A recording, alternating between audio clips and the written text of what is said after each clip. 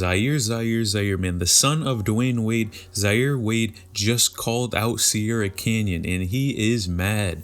Now let's get right into it, YouTube. Now first and foremost, Zaire Wade, of course, is one of these guys a lot of people have been questioning his game, no doubt. Of course, he played at Sierra Canyon back in the day, and even prior to that played back in Florida.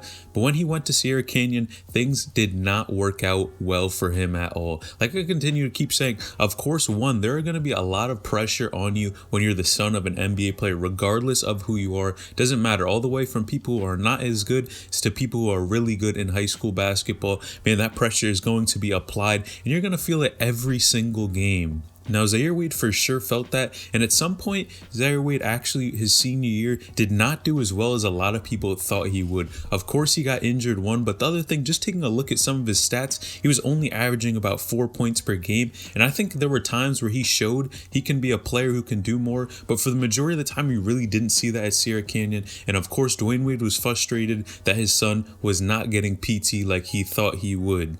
Now, a recent documentary actually just came out about Sierra Canyon and really showing the inside lives of Bronny James, Zaire Wade, and the whole Sierra Canyon team and what they go through. Like I continue to keep saying, these guys are pretty much superstars and celebrities. They're not average basketball players because all of the attention they get. Man, these guys have millions of followers combined, and the amount of eyes watching every single move that they do, and either if they play a bad game, they're going to hear it, or if they play well, the media is going to praise them one day and next and the next day strike them down, is something they have to deal with every single day of their lives. Now, of course, there are obviously benefits. It's not all bad when you're the son of an NBA player, but there's a lot of both sides that people need to think when we're talking about 14, 15, 16, 17-year-olds at this point. Now, of course, after watching this documentary, Zaire Wade actually sent out a message on his Instagram, and he said this: "Just watch the full Sierra doc. Was dope. Appreciate you, bro. Everything in life is a learning lesson. Everything is a war. Everything won't go as planned. But every situation will make you better if you flip your perspective.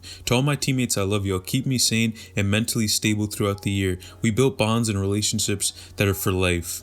As for Sierra Canyon, thank you. You woke up a killer." Now, speaking about this is something that a lot of people are not talking about, which can really be flipped around. Now, take a look at it. If Zaire Wade was facing some opposition, things were not going as he planned at Sierra Canyon, of course, this is going to make you mad, but can also add a lot of fuel to the fire, which can be used to make you even a better player. Now, think about it. Once a player faces opposition, has a lot of trouble in a certain situation, you learn from this situation and can actually move forward, move accordingly, and make sure it doesn't happen again. Now, with Zaire Wade, what were some things that he could take away? Maybe he wasn't putting in enough work into the gym, getting enough reps in, taking the game as seriously as he thought, as he should have. And of course, being at that age, sometimes that does happen. But him being, of course, transferring to Brewster Academy, which Brewster has a number of players that have gone to the NBA and top colleges, but going to that school, preparing and working on his game and trying to elevate it to the next level can really separate him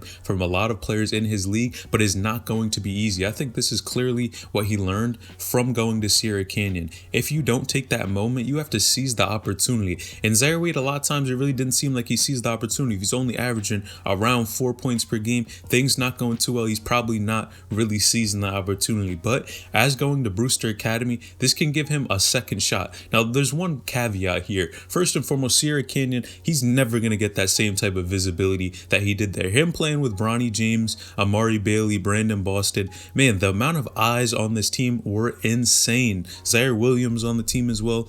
These guys are really celebrities, and with all the attention, that would have been the best time for Zaire Wade to really show out what he could do on the court and try to get buckets. If you're playing with some of the most popular players in the country, ranked very well, man, you have to perform at that level, and this could really hurt Zaire Wade. Now, in addition to this, he also did play EYBL, but honestly, I've not heard too good things about him playing in EYBL as well. I'm sure he did have his good games here and there, but clearly he needed to work on his game in high school basketball, and that showed through his high school season and through EYBL. Now, that's no hate to Zaire Wade because everyone has their flaws. Every basketball player has certain things that they need to develop, and if this is what he really wants to do, he's going to have to put in a ton of work, and I think for sure it did wake up something in Zaire Wade for him to excel and continue to move forward and really kill, knowing what he knows now. Now, some new footage has just dropped from Brewster Academy again, and Zaire Wade looks like he's doing pretty well on the court. Now, his team has actually played 4 games so far,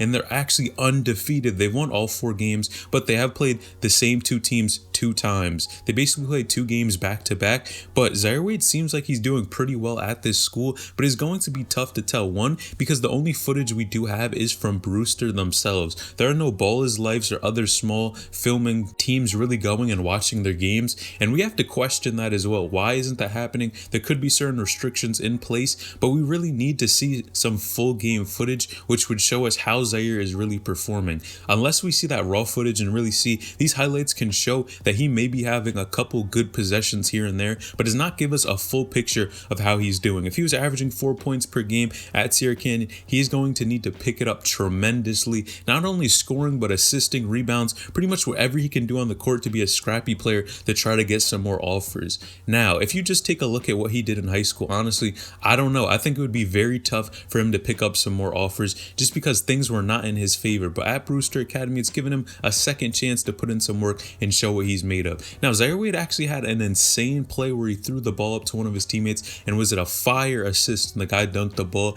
and he looks smooth. It looks like he has been working on his game, and everyone wants to see him do better, but at some point we have to draw the line and can't keep continuing to say players need to develop, but actually draw the line and make a distinction. Is this player really who we thought they were, or are they overrated? And I think this is the year for Zaire. He is going to have to prove himself to show, is he worth all this hype? Being the son of Dwayne Wade, can he live up to those expectations or not? It's the same with Bronny James as well. A lot of people continue to keep saying, oh, when he gets to this certain point, he's going to be a monster. But there is at some point where we have to hold these players accountable, and they're going to have to show what they've improved on. We can't just continue to keep saying how they're going to be better in the future. Man, Zaire Wade has a great opportunity here at Brewster Academy, but again, it is going to be tough. Now, one of the tragic parts about this whole situation is Zaire Wade is not going to be playing EYBL. Now, of course, if you guys don't know, EYBL does go to 17 years old, and he is older than that age right now, which is tragic. This would have been another place where Zaire Wade could have really showed what he's improved on,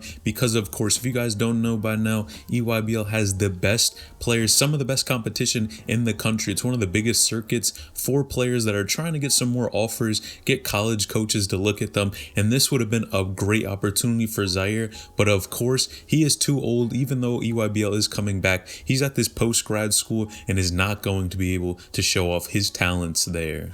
The hate and the critics really come for Zaire Wade, and I want you guys to know your honest opinion. Does this dude really have a shot at making it, or are we just hyping him up because he's the son of Dwayne Wade? Let me know in the comments down below, as well as do you think he's going to pick up any more offers, and how do you think his most recent games have panned out for him? Do you think he is playing well? Let me know in the comments down below. Make sure you like this video, subscribe to the channel, turn on post notifications, get a new notification every time I upload a new video. So LNH, I'm out.